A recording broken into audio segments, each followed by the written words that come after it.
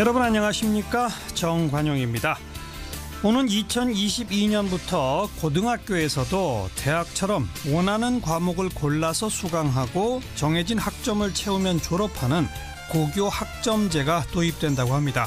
큰 변화를 가져올 교육혁명인 셈인데 전교조, 교총, 교원단체들은 하나같이 우려의 목소리를 내고 있네요. 잠시 후에 한국교총 김재철 대변인의 이야기 들어보겠고요. 문재인 대통령이 취임 직후 찾아갔던 인천공항, 이 공공기관 비정규직 제로 시대를 선언하면서 관심을 모았죠. 그런데 상황이 녹록지 않습니다. 이제 바로 오늘부터 정규직 전환을 위한 집중 논의가 시작된다는데요. 전국 공공운수노조 인천공항 지부의 신철 정책기획국장의 설명 들어보겠습니다.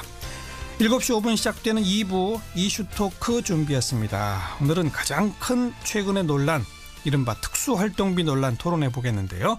원숙한 진보 최민희 전 의원, 또 젊은 보수 장혜찬 시사평론가와 함께하죠. 잠깐 광고 듣고 출발합니다. 고등학생들이 희망 진로에 따라서 스스로 과목을 선택하고 기준 학점을 취득하면 졸업을 인정해주는 고교 학점제. 교육부는 2022년 전면 도입을 목표로 내년부터 100개 학교에서 시범 운영에 들어갈 예정이다. 오늘 발표했습니다. 근데 교원단체들은 우려의 목소리를 내고 있어요. 한국교총의 김재철 대변인 연결합니다. 김 대변인 안녕하세요. 네, 안녕하십니까. 네, 일단 교육을 다양화하고 학생들의 선택권 확대하고 이런 건 좋은 거 아닙니까? 네, 그렇습니다. 먼저 기본적으로 이제 지금까지는 좀 과도한 수업 내지는 좀 대입에 좀 매몰된 그런 감이 있지 않습니까? 예. 예, 그래서 이제 앞으로 기본적으로는 그렇죠. 우리가 자기가 배운 과목을 그대로 이제 평가를 받고 또 그걸 가지고 대학교 내지는 또 여러 가지 진학으로 이어지는 게 제일 좋은 모습이기 때문에요. 예. 저희는 기본적으로 좀 찬성을 합니다. 기본 방향의 찬성이다. 네네네. 예. 근데 뭐가 문제라는 거죠? 근데 이제 아시겠지만 이게 고교 학점제라는 건 우리가 간단하게 기본적으로 좀 고민해 보면 네. 대학교에 우리가 입학하면은 여러 가지 과목을 개설해 놓고 아이가 이제 자기가 원하는 과목을 신청을 해서 수업을 듣는 그런 식이지 않습니까? 그렇죠. 그러려면은 아무래도 반찬이 많아야 되겠죠. 쉽게 말하면. 네. 그래서 과목을 일단 기본적으로 지금보다 대폭적으로 많이 좀 개설을 하고 다양화할 필요가 반드시 있고요. 예. 또 한 가지는 뭐냐면 그 과목을 개설을 함에도 불구하고 그 과목을 가르칠 수 있는 선생님이 또 반드시 필요하겠죠. 당연하죠. 예, 과목을 개설했는데 선생님이 없으면 또 이것도 기본적으로 수업이 이제 안 이루어지기 때문에. 예. 또 한 가지는 또 뭐냐면 그렇게 자기가 과목을 개설한 과목을 배우고 또 수업을 했는데 예. 자기가 배운 과목이 제대로 평가를 또 봐야 될 거 아닙니까? 예. 평가를 또 봐야 되겠죠. 평가를. 그럼요. 예, 그런데 지금처럼 보면은 지금은 이제 아시겠지만 내신을 평가하는 방법이 상대평가입니다. 그러면 쉽게 말하면 내가 지금 수업한 과목이 한 명이다. 나 하나밖에 없다. 네. 그럼 이게 지금 상대평가 하에서는 등급이 안 나와요. 비율이 안 나오기 때문에. 불가능하죠. 예. 그렇죠. 그럼 이제 그와 같은 문제가 나오기 때문에 기본적으로 학점제를 도입하려면 예. 상대평가로 바꾸는 작업이 반드시 필요하고요. 예. 또 한 가지는 뭐냐면 그와 같이 다양한 과목을 개설하고 자기가 수업을 했는데 예. 자기가 그에 따라서 평가를 또 받았단 말이에요. 예. 그러면 자기가 이제 기본적으로 평가를 받았단 말이에요. 예. 그러면 그 평가를 받은 성적이나 내신 방법을 가지고 대학교에 자기가 원하는 대학교에 입학할 그렇죠. 수 있는 시스템이 돼야 되겠죠. 예를 들면 예. 지금처럼 주요 과목 위주 내지는 좀 그리고 또 기본적으로 수능에 들어가는 과목. 알겠습니다. 예. 그런 쪽으로 돼버리면 이제 자기가 원하는 과목을 개설하기 힘들어지겠죠. 아무래도. 그러니까 이건 대입제도의 변화도 반드시 동반돼야 된다 이런 말씀이시잖아요. 그렇습니다. 예. 네. 그러니까 지금 표현해 주신 과목을 다양하게 개설하고 교사들의 전문성을 제고하고 그 과목을 들은 평가를 절대평가제도로 하고 그걸 근거로 대학에 갈 수 있도록 하는 이런 준비가 필요하다 이 말씀이죠? 그렇습니다. 그런데 이제 저희가 기본적으로 찬성하지만 또 나름대로 고교 학점제가 지금과 같은 경우는 이제 기본적으로 학년제하고 지금 단위제 아닙니까? 몇 단위만 있어하면 되는데 이걸 근본적으로 바꾸는 시스템에 큰 변화가 오기 때문에 그런데 그렇게 하려면 아까 조금 전에 말씀드린 대로 그와 같은 큰 사안들이 사전에 준비가 안 되면 도입은 물론이고 안착이 안 되기 때문에 그래서 저희가 이제 기본적으로 전제 조건을 많이 좀 말씀을 드린 겁니다. 지금 말씀해 주신 그런 준비를 하기 위해서 내년부터 100개 학교만 시범 운영하자는 게 정부 입장 아닐까요? 네, 이제 우선은 아무래도 이제 일반 학교에 바로 도입하기가 어렵기 때문에요. 그래서 기본적으로 연구학교 내지는 선도학교를 지정해가지고 그렇죠. 실질적으로 한번 제도를 도입해 보면 어떤 문제점이 나오는지 예. 또 그 이후에 일반 학교에 확대하기 위해서는 뭐가 필요한지가 나름대로 이제 강구가 되겠죠. 그렇죠. 예, 그렇습니다. 그러니까 시범 운영에는 찬성하시는 거죠, 교총은? 예, 뭐 이제 저희는 오히려 일반 학교 바로 시행하는 거는 기본적으로 또 지금 할 수도 없을 뿐만 아니라 못하죠. 또 예. 조금처럼 그와 같이 하려면 아무래도 여러 가지 조건들이 많이 필요하기 때문에 예. 기본적으로 좀 시험 학교는 필요하다 이렇게 봅니다. 예. 네. 그러니까 교총은 한마디로 방향에 동의, 그러나 충분한 네. 준비를 하고 천천히 갑시다 이건가요? 그렇습니다. 왜냐하면 그래서 이제 이게 뭐냐면 아마 제가 볼 때는 이제 정부에서는 2022년도가 되면 네. 전면적으로 도입을 하겠다 이렇게 말씀을 주셨는데요. 예. 제가 볼 때는 오히려 조금 전에 말씀을 드렸지만 근본적으로 교육을 바꾸는 대작업이기 때문에 예. 오히려 이 정부가 공약을 했다 그래서 무조건 이 정부 내에 도입을 하고 나름대로 성과를 도출하는 데만 좀 약간 몰두할 게 아니고 어허. 최소한 충분하게 준비를 해서 이 정부의 설사 도입이 어렵더라도 예. 제가 볼 때는 준비를 보다 정교하게 해서 나중에 도입했을 때 혼란이 없도록 하는 게 제가 볼 때는 더 중요하다. 예, 이렇게 예. 저는 좀 생각합니다. 2022년 전면 시행을 딱 못 박지 말아라 이 말씀이군요. 그렇습니다. 네네. 네. 그런데 또 한 가지 변수는 지금 이제 그 학령 아동이 점점 줄어들지 않습니까? 네네. 앞으로 5년, 10년 안에 상당히 큰 폭으로 줄어들기 때문에 사실 고교의 교사 대 학생 수 비율 이런 것도 이제 상당히 좀 선진국 수준으로 가고 있잖아요.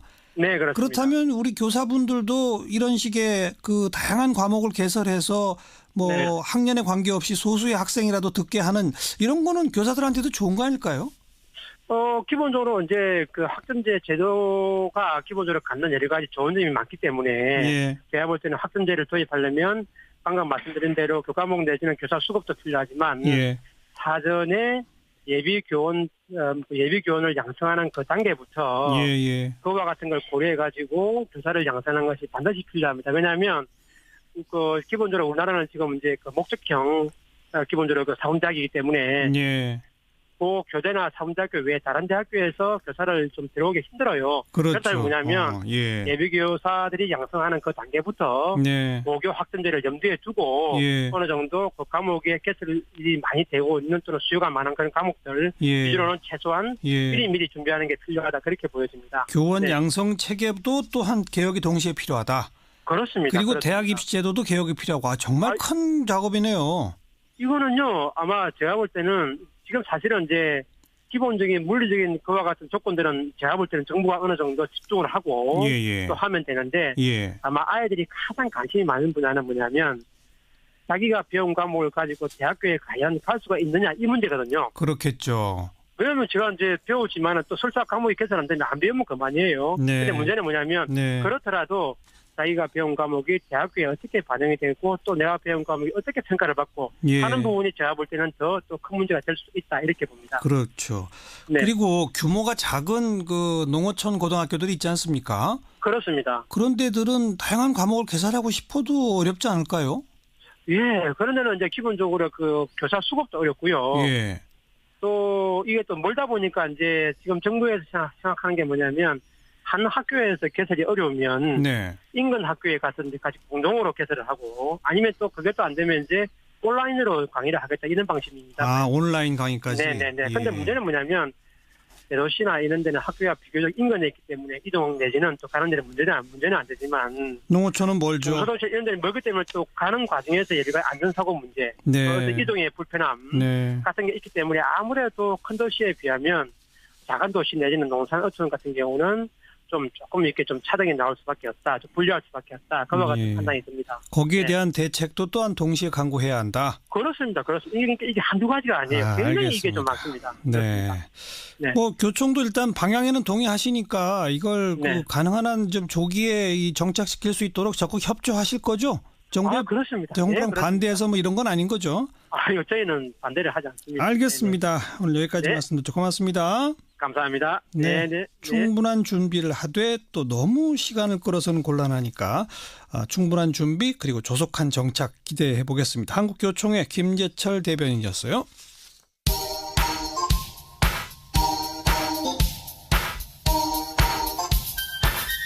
시사자키 정관용입니다. 여러분은 지금 CBS 라디오와 함께하고 계십니다. 저는 출근길 김현정의 뉴스쇼 김현정입니다. 문재인 대통령이 지난 5월 취임한 후에 첫 외부 일정으로 인천공항을 찾아서 공공기관 비정규직 제로 시대를 선언했습니다. 그런데 지금 벌써 6개월이 흘렀는데 아직 하나도 진척되고 있지는 못해요. 게다가 갈등이 또 벌어진답니다. 최근 공청회에서 기존의 인천공항공사 정규직과 비정규직 간의 갈등이 고성과 막말로 터져나오기도 했다는데 이제부터 이번 주부터 좀 집중적인 논의가 시작된답니다. 이 비정규직 노조 쪽 입장을 들어보겠습니다. 전국 공공운수노조 인천공항 지부의 신철 정책기획국장입니다. 신 국장님 안녕하세요. 네, 안녕하세요. 6개월 지났는데 아직 하나도 안 된 거죠. 지금까지 이제 어떻게 할지 방향만 모색한 거죠.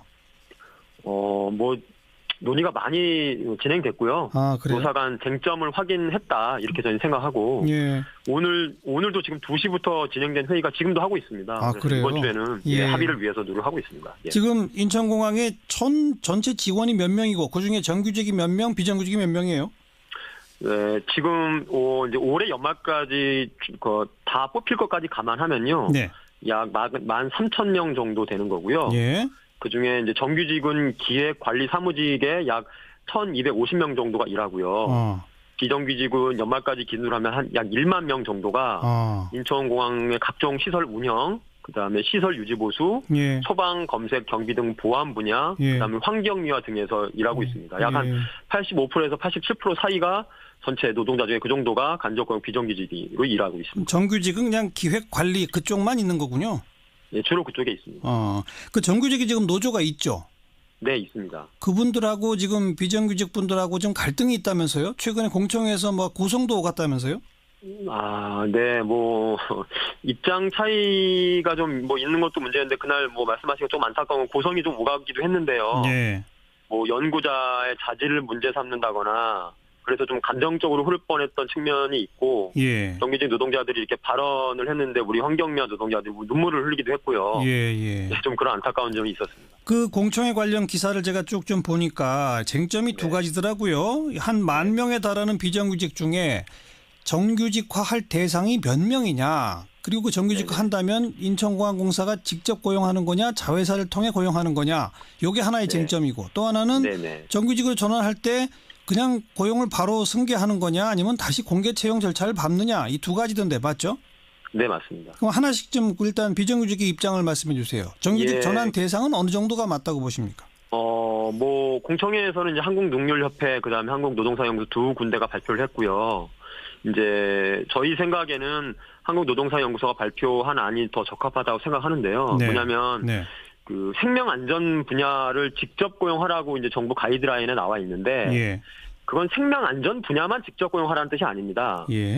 생명 안전 분야를 포함해서 직접 고용할 수 있는 건데 이제 공사 측을 이제 대표하는 이제 농림협회는 생명 안전 분야를 아주 협소하게 잡아놓고 그 한 850명 정도만 직접 고용이고 나머지는 다 자회사로 가야 된다라고 주장하고 계시는 건데, 이제 한노사연 측의 연구 결과를 보면 인천공항공사 법에 보면요, 인천공항 사업 목적과 사업 목표 등에 관리, 운영, 유지 보수가 명시돼 있어요. 그런 거 봤을 때 직접 고용은 지금보다는 더 늘어나야 된다라는 게 저희 주장이고, 또 하나는 인천공항 전체가 국가 주요 보안시설로 지정돼 있는 곳이거든요. 그래서 그런 분야이니까 이 분야를 아주 좁게 해석해서 직접 고용을 줄이려고 하는 것은 맞지 않다. 모든 업무가 연결돼 있기도 하고요. 그렇게 주장하고 있습니다.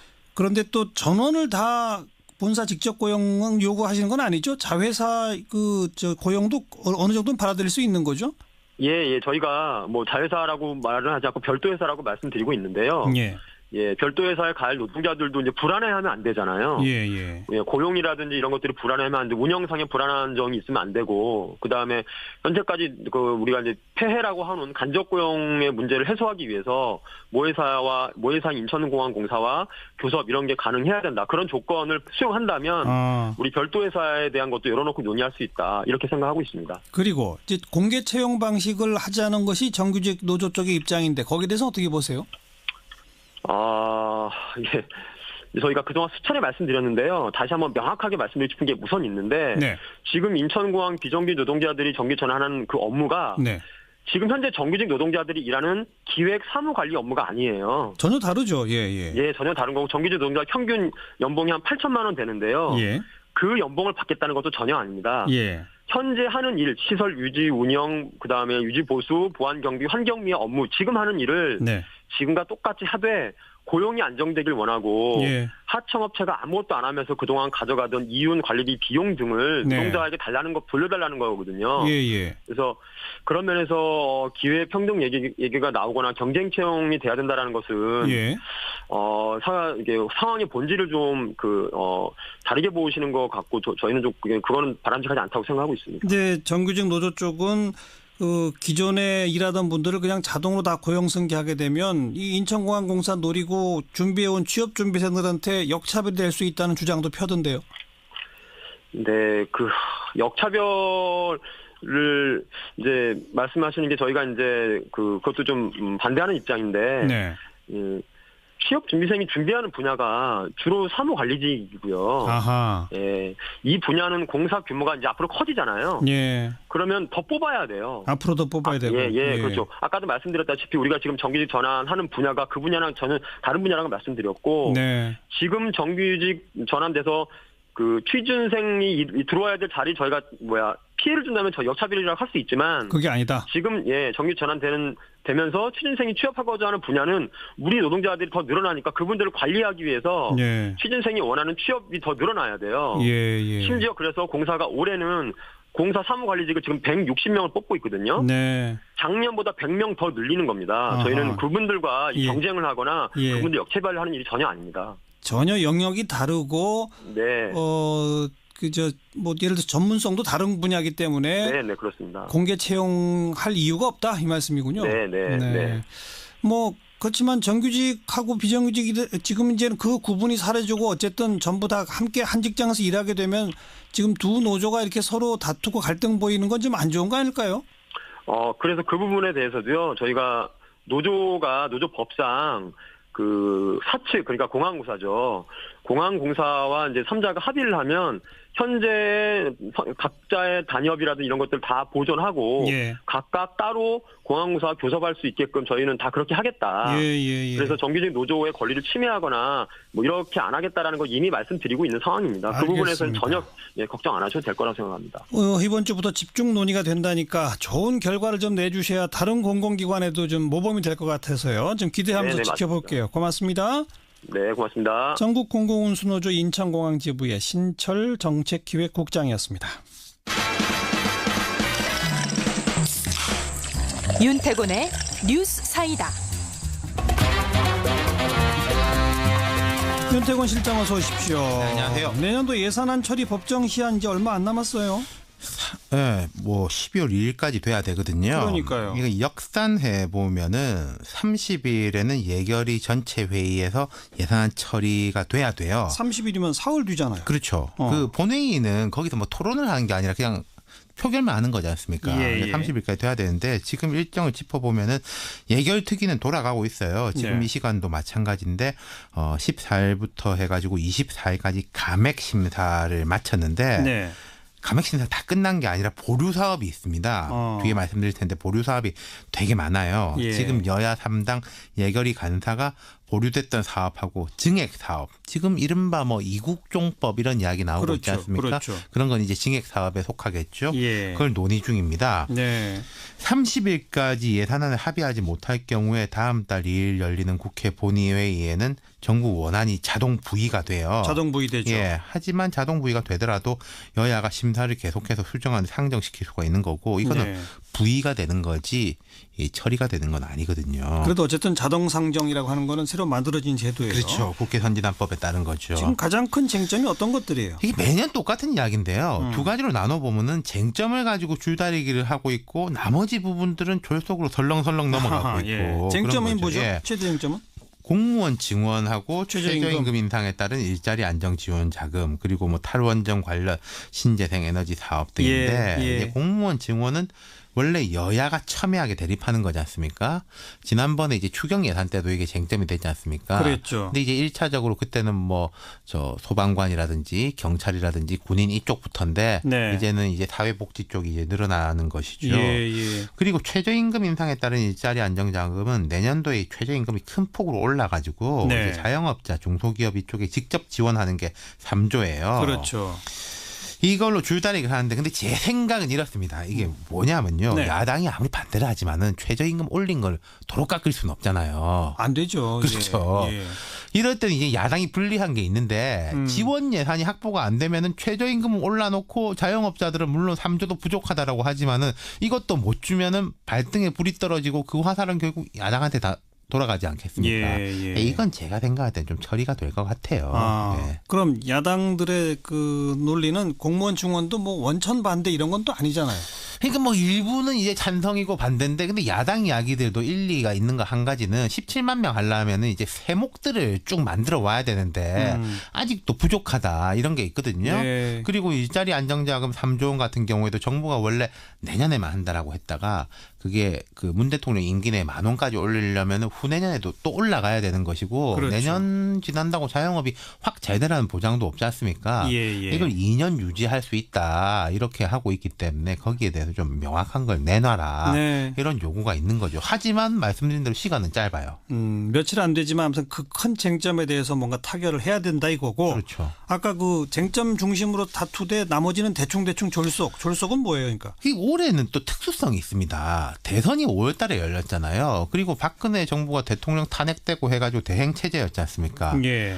결산 자체가 늦어졌어요. 결산이 예. 있어야 예산이 있는 건데 그리고 예산 편성도 사실은 연초에 박근혜 정부에서 얼개를 잡아놓은 것을 새 정부가 5월, 6월부터 수정한 거거든요. 그러니까 예산 편성 자체가 시간이 별로 없었고 국감도 추석 연휴가 길어가지고 밀렸잖아요. 아하. 전반적으로 앞차 뒤차 쫙 밀려가지고 네. 이게 그냥 넘어가게 돼 있는 게 급하게 지금 허겁지겁 그냥 하는 그렇죠. 거군요. 예. 이건 참 구조적인 문제도 있는 거예요. 뭐 누구 잘잘못을 떠나가지고 지금 그 예결위에서는 이게 아까 말씀드린 징액 사업하고 보류 사업을 투트랙으로 심사를 하고 있는데 예결위의 보류 사업이 172개. 172개. 예.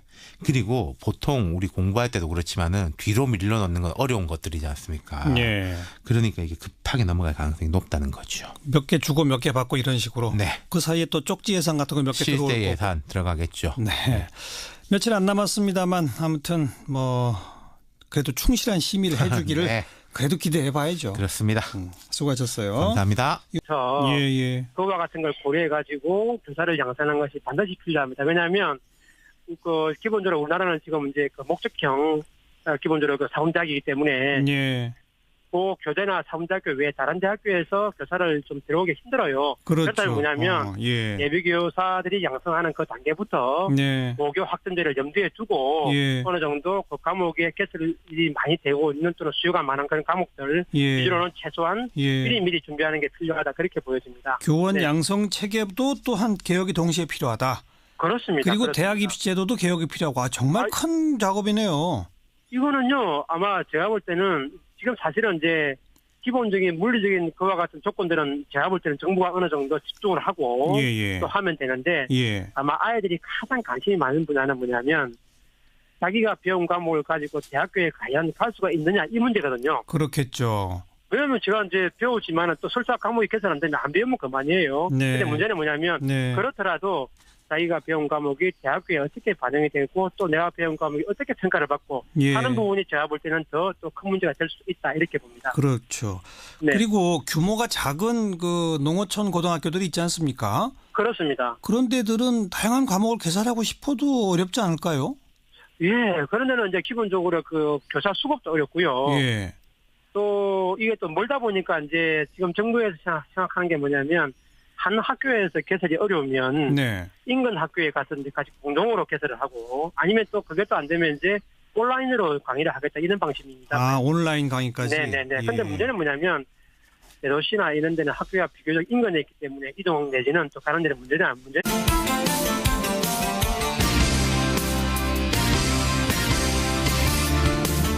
여러분 안녕하십니까? 정관용입니다. 오는 2022년부터 고등학교에서도 대학처럼 원하는 과목을 골라서 수강하고 정해진 학점을 채우면 졸업하는 고교 학점제가 도입된다고 합니다. 큰 변화를 가져올 교육혁명인 셈인데 전교조, 교총, 교원단체들은 하나같이 우려의 목소리를 내고 있네요. 잠시 후에 한국교총 김재철 대변인의 이야기 들어보겠고요. 문재인 대통령이 취임 직후 찾아갔던 인천공항, 이 공공기관 비정규직 제로 시대를 선언하면서 관심을 모았죠. 그런데 상황이 녹록지 않습니다. 이제 바로 오늘부터 정규직 전환을 위한 집중 논의가 시작된다는데요. 전국 공공운수노조 인천공항 지부의 신철 정책기획국장의 설명 들어보겠습니다.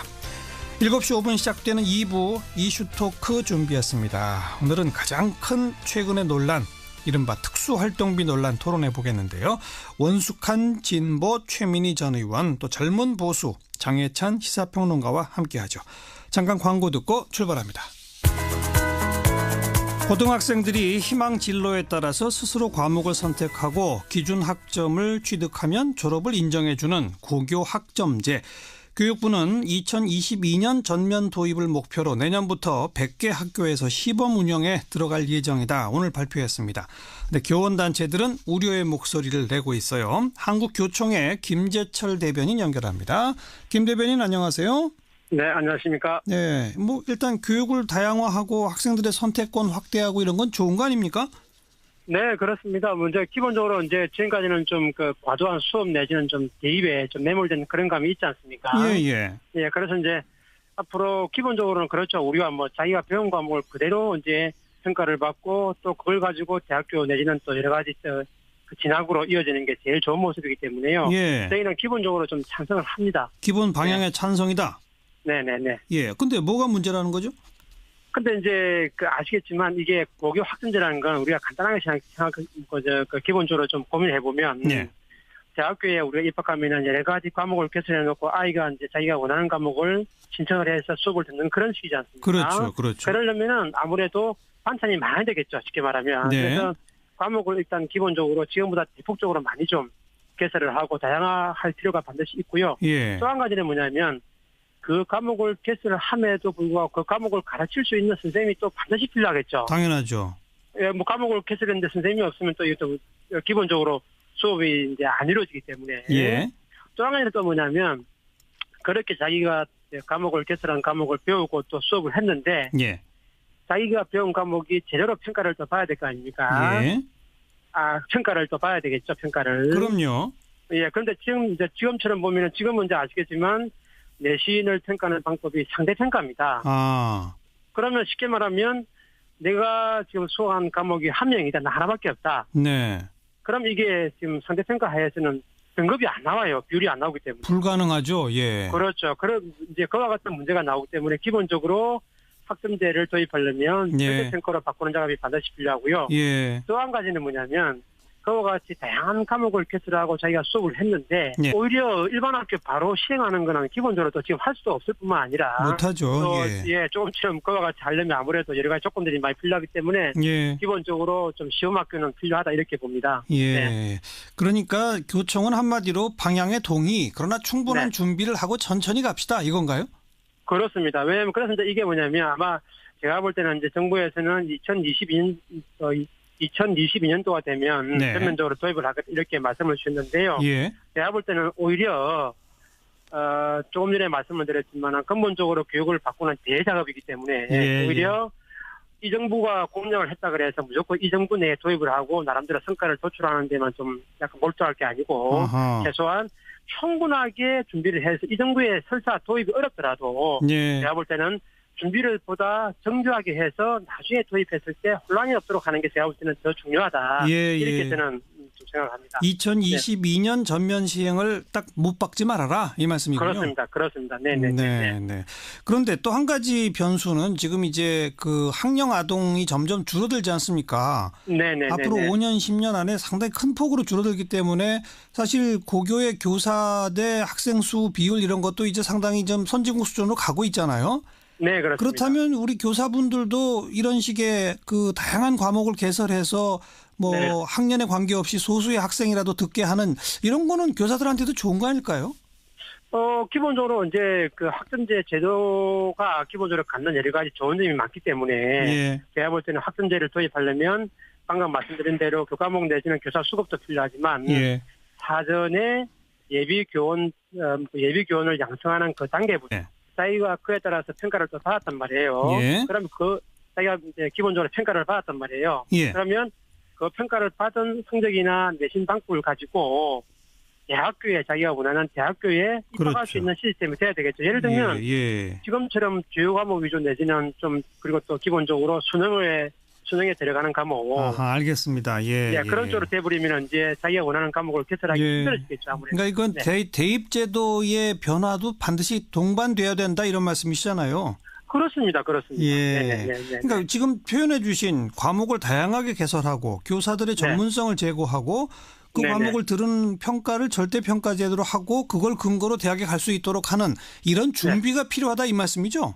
그렇습니다. 그런데 이제 저희가 기본적으로 찬성하지만 또 나름대로 고교 학점제가 지금과 같은 경우는 이제 기본적으로 학년제하고 지금 단위제 아닙니까? 몇 단위만 있어하면 되는데 이걸 근본적으로 바꾸는 시스템에 큰 변화가 오기 때문에 그래서 이제 그렇게 하려면 아까 조금 전에 말씀드린 대로 그와 같은 큰 사안들이 사전에 준비가 안 되면 도입은 물론이고 안착이 안 되기 때문에 그래서 저희가 이제 기본적으로 전제 조건을 많이 좀 말씀을 드린 겁니다. 지금 말씀해 주신 그런 준비를 하기 위해서 내년부터 100개 학교만 시범 운영하자는 게 정부 입장 아닐까요?